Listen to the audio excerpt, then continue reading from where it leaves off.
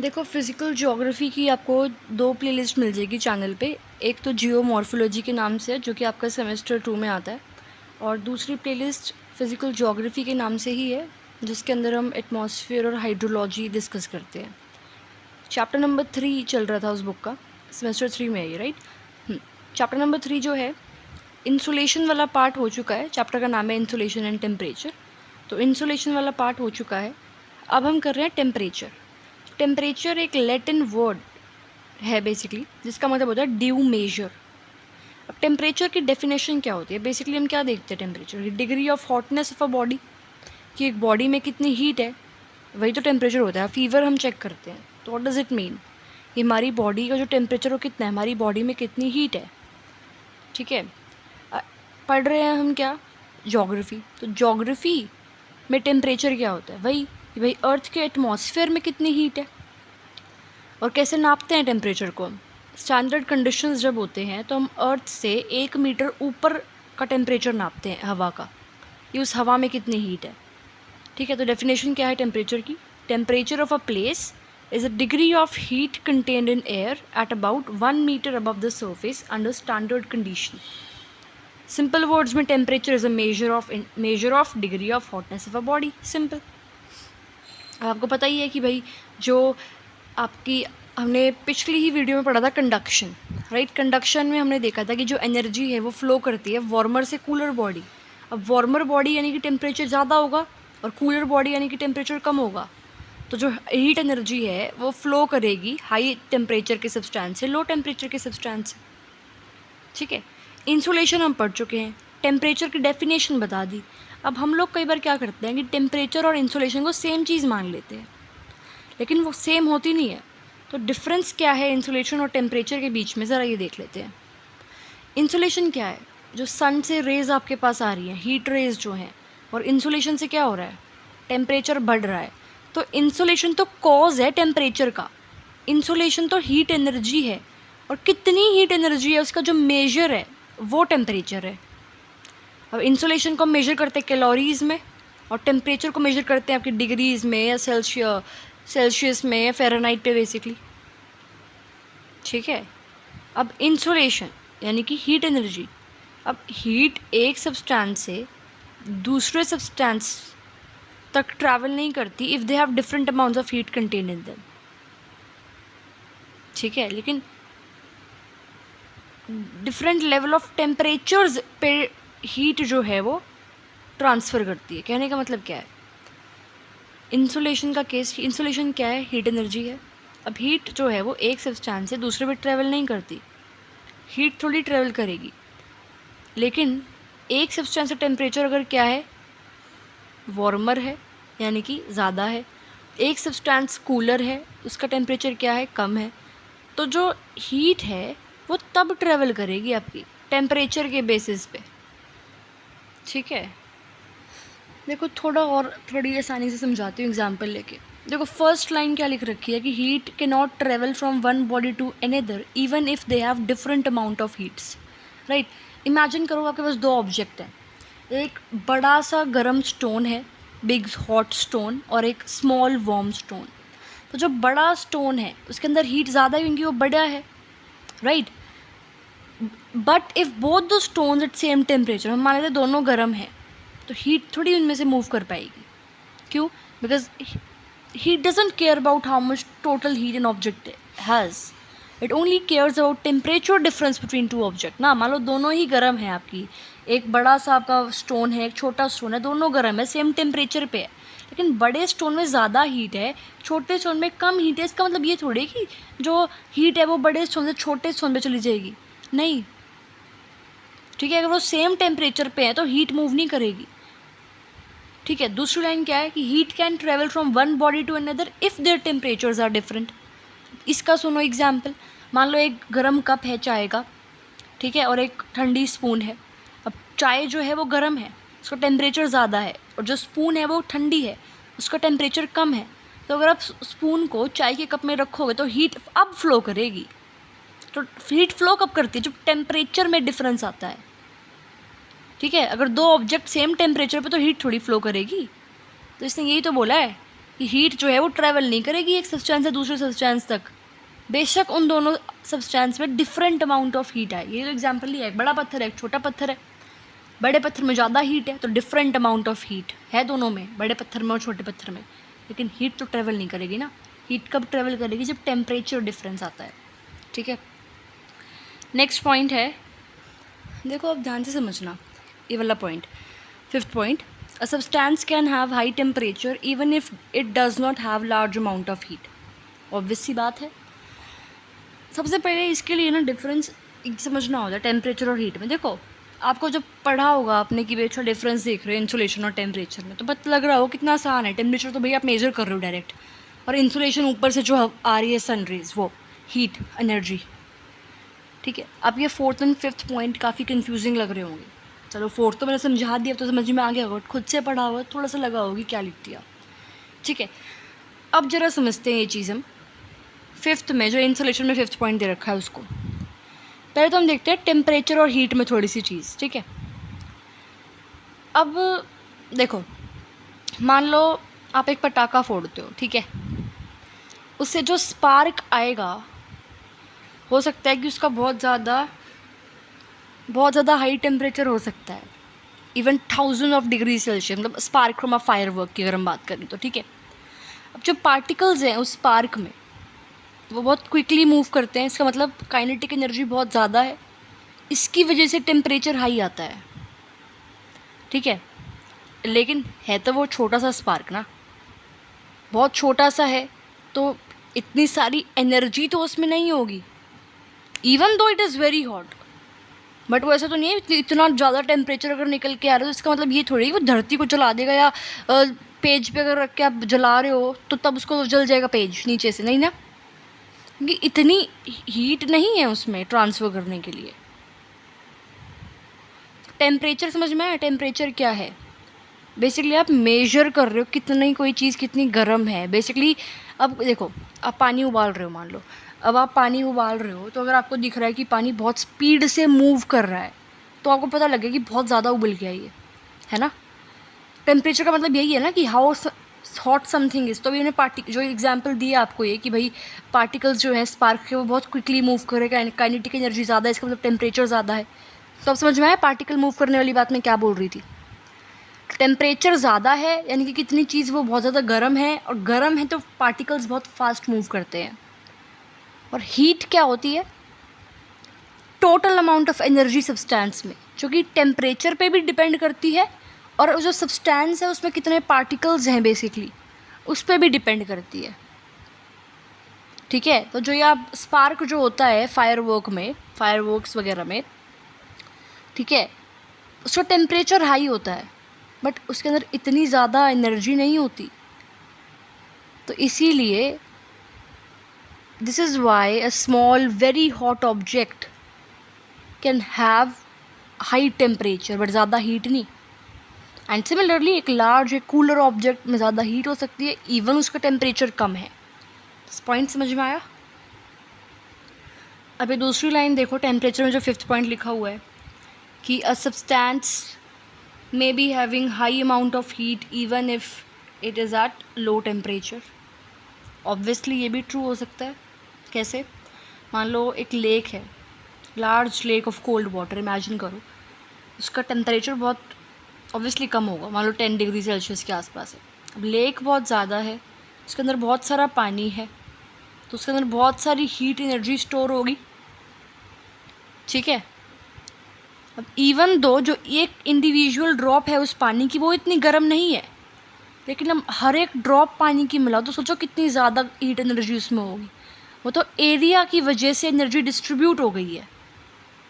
ठीक है, टेम्परेचर क्या है? टेम्परेचर मेजर करता है कि उस जो वाटर है उसके अंदर जो मॉलिक्यूल्स है उसकी एवरेज हीट कितनी है उसके अंदर, टोटल अमाउंट ऑफ एनर्जी थोड़ी मेजर करता है वो। अब लेक में इतना ज़्यादा पानी है, टोटल हीट एनर्जी तो बहुत ज़्यादा उसके अंदर है, लेकिन टेम्परेचर तो लो है ना। ठीक है, एक एग्जांपल और देखो इन कॉन्ट्रास्ट, एक स्मॉल छोटा सा बॉइलिंग वाटर का कप है, टेम्परेचर 100 डिग्री सेल्सियस इतना ज़्यादा है, लेकिन टोटल अमाउंट ऑफ हीट तो कम है ना जितनी उस बड़े से लेक में है, सिंपली क्योंकि कप में कम पानी है, उसमें ज़्यादा पानी, तो ज़्यादा बड़ा लेक बहुत बड़ा, पानी बहुत ज़्यादा है उसमें in comparison to small cup of water, तो ऑब्वियसली उसके अंदर जो हीट है वो ज़्यादा है इन कंपैरिजन टू कप। लेकिन टेम्परेचर ज़्यादा किसका है? कप का। समझ में आया कि एक लार्ज कोल्ड लेक जो है it can have more total energy than a small cup of boiling water, because heat जो है वो डिपेंड करती है on both temperature and the amount of substance. अब नेक्स्ट टॉपिक देखते हैं, फैक्टर्स कंट्रोलिंग टेम्परेचर। ठीक है, टेम्परेचर कंट्रोल करने के लिए कुछ फैक्टर्स बेसिकली हैं। Following few factors are responsible for controlling temperature. First is latitude और डिस्टेंस फ्रॉम द इक्वेटर। देखो लेटीट्यूड क्या होता है आपको पता ही है, ठीक है। बेसिकली अगर हम इक्वेटर के पास देखें जो कि आपका 0 डिग्री लेटीट्यूड है, वहाँ पे सन की डायरेक्ट हीट आती है, सन डायरेक्टली ओवरहेड होता है। तो जो ये प्लेसेस हैं नियर इक्वेटर जैसे कि ब्राज़ील हो गया, कीनिया हो गया, ये पूरे साल गर्म ही रहते हैं। लेकिन आप इक्वेटर से दूर जाते हो, पोल्स के पास जाते हो, नॉर्थ पोल या साउथ पोल, तो सन रेज वहाँ पे डायरेक्ट हिट नहीं करती, ठीक है। तो इसीलिए जो प्लेसेस हैं वहाँ पे जैसे कनाडा हो गया, नॉर्वे हो गया, वो ज़्यादा कूलर होती है क्योंकि वो इक्वेटर से दूर है। एग्ज़ाम्पल भी ले सकते हैं हम, आपका एक देश है इक्वाडोर, अफ्रीका में है, ठीक है, and basically sorry south America में है इक्वाडोर, ठीक है। अब वो इक्वेटर के क्लोज है, so it has a mild and steady climate and it is warm through out the year क्योंकि वो इक्वेटर के पास है, even though it's high up in the mountains, ठीक है। एक जगह है क्वेटो इक्वाडोर में, इक्वाडोर एक कंट्री है साउथ अमेरिका में है, वो जो है बेसिकली माउंटेन्स में है लेकिन इक्वेटर के पास है, इसलिए टेम्परेचर गर्म है। तो माउंटेन में होने का मतलब ये नहीं कि भाई टेम्परेचर हमेशा ठंडा रहता है, जैसे डेजर्ट, कोल्ड डेजर्ट भी होता है, हॉट डेजर्ट भी होता है। सिमिलरली नॉर्वे की अगर हम बात करें, नॉर्थ पोल के पास है, इक्वेटर से काफ़ी दूर है, बहुत ठंडा होता है स्पेशली विंटर में, कि इक्वेटर से दूर है। तो एक जगह इक्वेटर के कितनी पास है वो इतनी गर्म होगी, ठीक है। यही चीज़ यहाँ पे समझा रखी है। नेक्स्ट सेकंड फैक्टर है ऑल्टीट्यूड और height above the sea level. पहले बता चुकी हूँ ये चीज़ मैं आपको कि ऑल्टीट्यूड इंक्रीज़ होता है जैसे जैसे हम ऊपर की तरफ जाते हैं, जैसे इंडिया में एग्जांपल लेके देखो, माउंटेन्स की तरफ जाते हैं ऊपर तो टेम्परेचर कम होता रहता है, राइट। और ये हम पहले पढ़ चुके हैं नॉर्मल लैप्स रेट क्या होता है कि ऑन एन एवरेज टेम्परेचर जो है वो डिक्रीज़ करता है at the rate of 1 degree Celsius for 165 metres. यानी कि अगर हम 165 मीटर्स ऊपर जाते हैं तो जो आपका टेम्परेचर है वो 1 डिग्री सेल्सियस से कम हो जाता है। या इसको ऐसे ही बोल सकते हैं कि 1 किलोमीटर ऊपर जाते हैं तो 6.4 डिग्री सेल्सियस टेम्परेचर कम हो जाता है। इसको कहते हैं नॉर्मल लैप्स रेट। तो यही रीज़न है कि जो माउंटेन्स है वो कूलर होते हैं प्लेन से। शिमला ज़्यादा ठंडा है इन कंपैरिजन टू दिल्ली क्योंकि ऑल्टीट्यूड का फ़र्क है। फिर तीसरा फैक्टर दैट कंट्रोल्स दी आपका बेसिकली टेम्परेचर, तीसरा फैक्टर है डिस्टेंस फ्रॉम सी। अब ऑब्वियस ये भी बता चुकी हूँ पहले मैं आपको कि जो लैंड है वो जल्दी ठंडी होती है, जल्दी गर्म होती है in comparison to water. Temperature of air resting over a land mass, उसमें फ़र्क होगा फ्रॉम द एयर जो कि वाटर के ऊपर रेस्ट करती है, बेशक सेम लेटीट्यूड पे हो, ठीक है। जैसे हम बात करते हैं मुंबई के टेम्परेचर की, तो मुंबई का टेम्परेचर यूनिफॉर्म रहता है क्योंकि मुंबई सी कोस्ट पे लोकेटेड है और दिल्ली सी से दूर है, तो उसका टेम्परेचर थोड़ा गर्म रहता है इन कंपैरिजन टू मुंबई। फिर ओशन करंट्स, ये भी पहले बता चुकी हूँ, गल्फ स्ट्रीम, लेब्राडोर करंट्स, ये सब कर चुके हैं पहले, ठीक है। ओशन करंट्स भी इन्फ्लुएंस करते हैं temperature of adjacent land areas. Warm currents जो हैं वो टेम्परेचर रेज करते हैं, कोल्ड करंट्स जो हैं वो टेम्परेचर कम करते हैं। जब आप हाइयर लेटीट्यूड पे जाते हो, यूरेशिया, नॉर्थ अमेरिका में जाते हो, ईस्टर्न कोस्ट जो है उनके टेम्परेचर लोअर है corresponding to the western coast. क्यों? जो नॉर्थ अटलांटिक ड्रिफ्ट है बेसिकली एक वार्म गल्फ स्ट्रीम की एक्सटेंशन है। मैंने बताया था ना आपको, पिछले चैप्टर में बताया था, नहीं इंसुलेशन में बताया था कि जो गल्फ स्ट्रीम है वो ऊपर की तरफ जाती है पोल की तरफ और इनकी ठंड, वहाँ पे जो टेम्परेचर ठंडा होता है उसको गर्म कर देती है स्कैंडिनेवियन कंट्रीज़ के आसपास, नॉर्वे के आसपास जाके। तो यही बात कर रखी है इसमें कि नॉर्थ अटलांटिक ड्रिफ्ट जो है वो वही आपकी गल्फ स्ट्रीम की एक एक्सटेंशन है, ठीक है। It keeps winter time temperatures in great Britain and western Europe warmer than one would respect for their latitudes. Basically Norway and great Britain की बात करें तो ये ऊपर आपके ठंडे होने चाहिए, इतने ठंडे नहीं है। क्यों नहीं है इतने ठंडे? Because of this Gulf Stream या उसका एक्सटेंशन नॉर्थ अटलांटिक ड्रिफ्ट। ठीक है, फिर because of the prevailing westerly winds the moderating effects of ocean currents are carried from inland. Example, Berlin has a mean January temperature similar to New York in spite of the fact that it lies about 12 degree latitude north of New York. तो ऐसे exam में भी अपना example mention करके आ सकते हो। ये देखो, पहला एग्जाम्पल तो ये नॉर्थ अटलांटिक ड्रिफ्ट का लिख सकते हो। थोड़ा समझा देती हूँ थोड़ा डिटेल में। देखो, गल्फ स्ट्रीम हमने इंसुलेशन में वैसे करा था कि गल्फ स्ट्रीम जो है एक वार्म ओशन करंट है जो गल्फ ऑफ मैक्सिको, मैप देखो, गल्फ ऑफ मैक्सिको से ऊपर अटलांटिक ओशन के अक्रॉस यूरोप की तरफ जाता है। ठीक है, तो जैसे वो अक्रॉस द ओशन मूव करता है, वार्म वाटर जो है वहाँ से लेके जाता है गल्फ ऑफ मैक्सिको से, ठीक है, नॉर्थ अटलांटिक तक, जिससे कि जो नॉर्थ अटलांटिक के आसपास का एरिया है जहाँ तक ये गल्फ स्ट्रीम का करंट जाता है वो एरिया भी गर्म हो जाता है। ठीक है, अब नॉर्थ अटलांटिक ड्रिफ्ट क्या है? ये गल्फ स्ट्रीम की एक्सटेंशन है। नॉर्थ अटलांटिक ड्रिफ्ट भी गल्फ स्ट्रीम की तरह गर्म पानी जो है वो लेके जाती है ऊपर वेस्टर्न यूरोप की तरफ। ठीक है, अब गर्म पानी ऊपर ले गई तो वेस्टर्न यूरोप के आसपास का जो सी एरिया है वो गर्म हो जाएगा। अब सी एरिया गर्म है तो लैंड एरिया का क्लाइमेट भी तो फर्क पड़ेगा ना। अब सी एरिया गर्म है तो लैंड एरिया भी गर्म होगा कंपैरिजन में। ठीक है, अगर कोई वार्म करंट नहीं होता तो सी एरिया ठंडा होता, लैंड भी ठंडी होती। अब जब ये जो नॉर्थ अटलांटिक ड्रिफ्ट है ये ऊपर वेस्टर्न यूरोप के आसपास के जो सी है वहाँ पे वार्म करंट लेके जा रहा है तो सी का पानी गर्म हो गया। सी का पानी गर्म है तो कोस्टल रीजन्स में जो आपका लोकेशन है वो भी तो हम बात करते हैं तो गर्म ही होगी। ठीक है, तो ग्रेट ब्रिटेन और वेस्टर्न यूरोप जो है वो हाईयर लैटिट्यूड पे है वैसे तो हम क्या सोच सकते हैं कि बहुत ज़्यादा ठंडा टेम्परेचर वहाँ का होगा, लेकिन टेम्परेचर ठंडा नहीं होता, माइल्ड टेम्परेचर होता है। किसकी वजह से? गल्फ स्ट्रीम और नॉर्थ अटलांटिक ड्रिफ्ट जो है ये गर्म पानी जैसे ऊपर की तरफ लेके जाते हैं उसकी वजह से। ठीक है, दूसरा एग्जाम्पल आप लिख सकते हैं ये वाला, ये बर्लिन और न्यूयॉर्क वाला एग्जाम्पल। तो इसे समझते हैं ज़रा। देखो, सबसे पहले सब समझते हैं कि ओशन करंट क्या होते हैं। पता ही हो तो आपको समझते क्या से। ठीक है, जो लाइन देखो जरा, ये because of the prevailing westerly winds the moderating effects of the ocean currents are carried far inland. तो ओशन करंट यहाँ पे कौन से हो गए? Gulf stream. वेस्टर्ली विंड्स क्या है? जो विंड्स वेस्ट ईस्ट की तरफ ब्लो करती हैं। ठीक है, they carry the warmth from the ocean currents over land. ये बताया गया है इस लाइन में। ठीक है, कि जो वेस्टर्ली विंड्स हैं जो वेस्ट से ईस्ट फ्लो करती हैं। आप न्यूयॉर्क और बर्लिन को एटलस पे देखो, जब भी ज्योग्राफी पढ़ो तो एटलस लेके बैठा करो साथ में, या गूगल पे सर्च कर लो, वर्ल्ड मैप पे आपको बर्लिन दिख जाएगा, न्यूयॉर्क भी दिख जाएगा। ठीक है, नक्शे पे जब देखोगे तो वेस्ट ईस्ट आपको आइडिया लग जाएगा कौन सी लोकेशन की बात हम कर रहे हैं।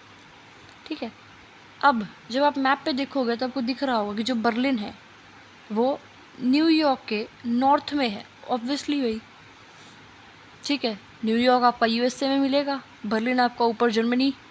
ठीक है, तो बर्लिन जो है वो हाईयर लेटीट्यूड पे है इन कंपैरिजन टू न्यूयॉर्क। कहने का मतलब ये है, बर्लिन 52 डिग्री नॉर्थ लेटीट्यूड पे है और न्यूयॉर्क 40 डिग्री नॉर्थ लेटीट्यूड पे है।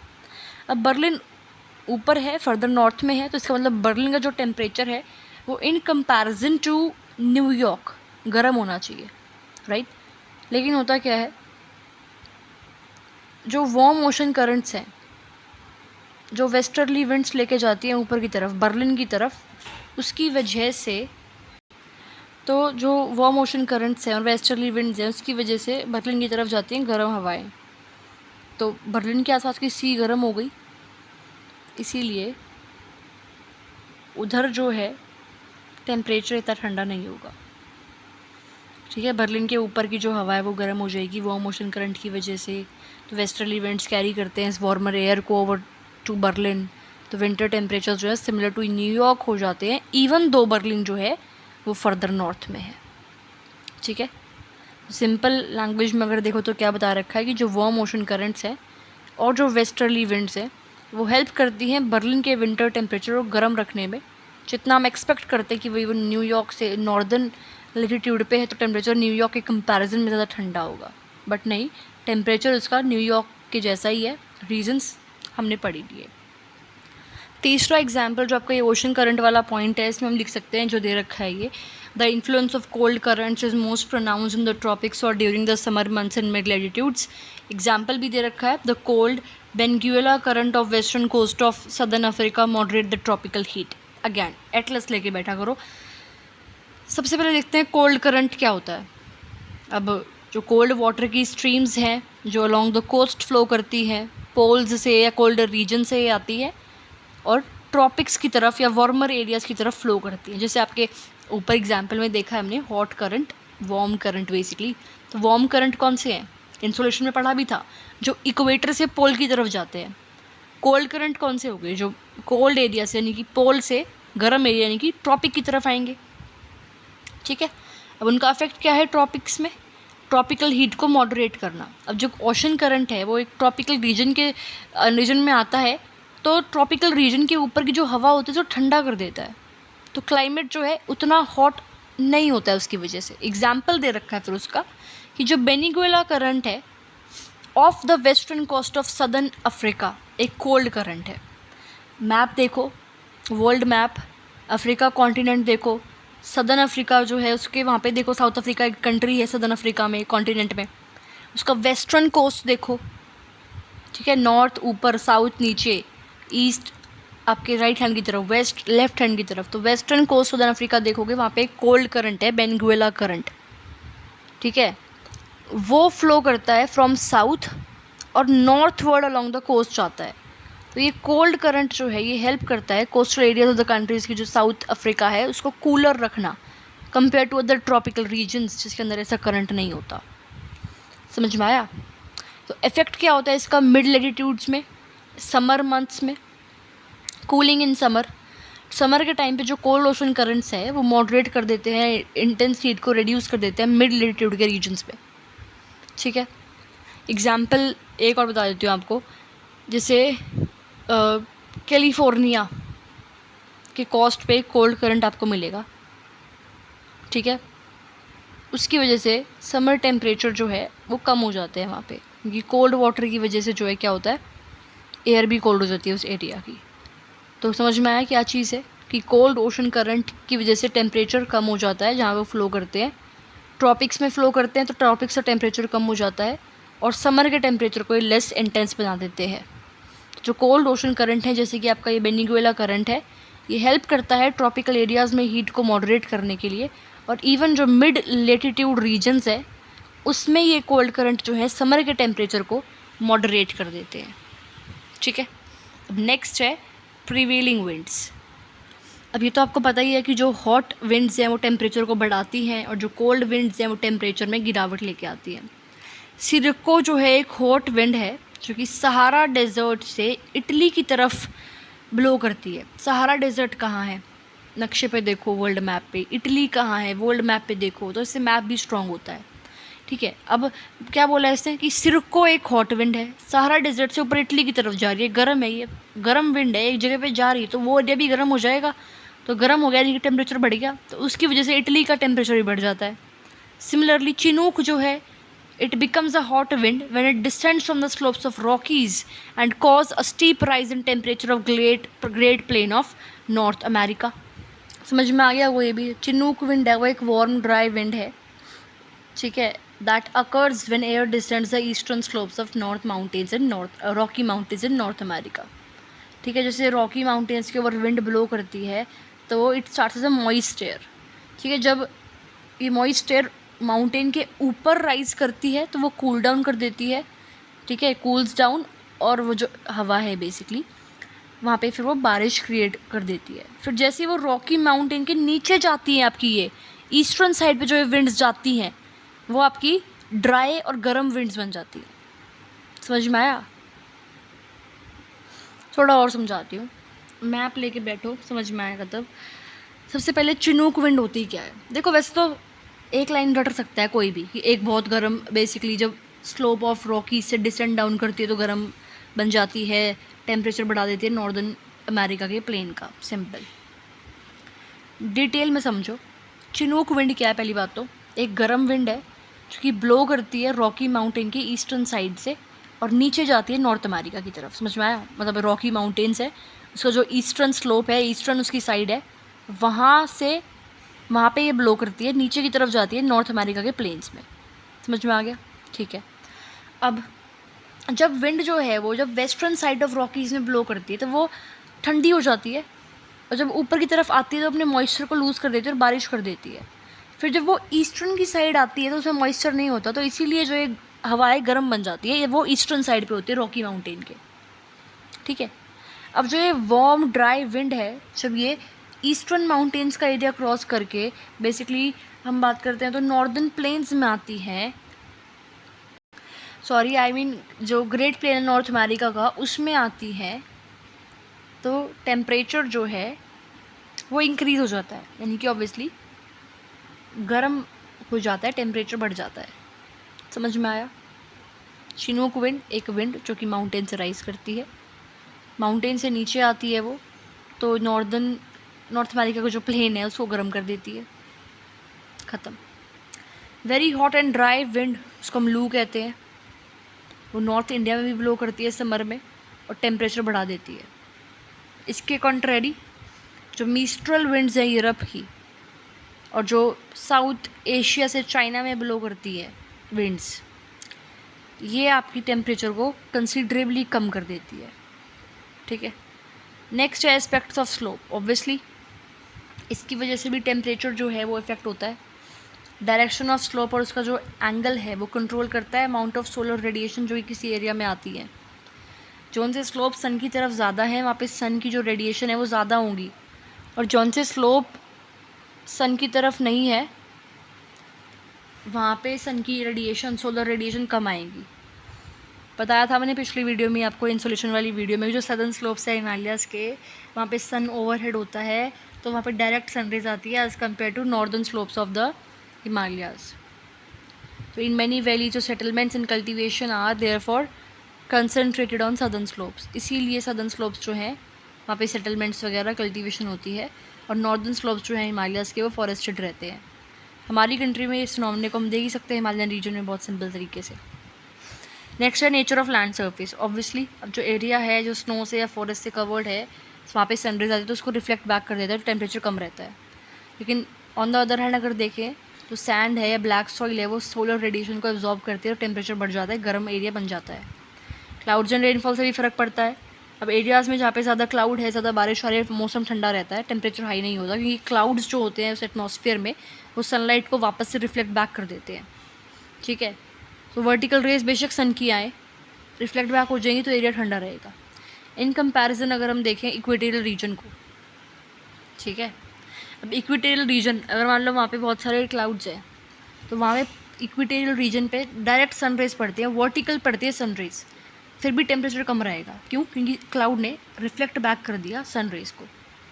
अब एक डेजर्ट अगर हम देखें, क्लाउडलेस डेजर्ट एरिया है ट्रॉपिक में, तो ऑब्वियसली वो भी आपका वहाँ पे जो होगा टेम्परेचर क्या होगा, ज़्यादा होगा। तो वर्टिकल रेज बेशक सन की इक्वेटोरियल रीजन पे आती हैं with overcast sky experiences lower temperature than cloudless desert areas in tropic. ये भी इंसुलेशन में कराया था मैंने आपको।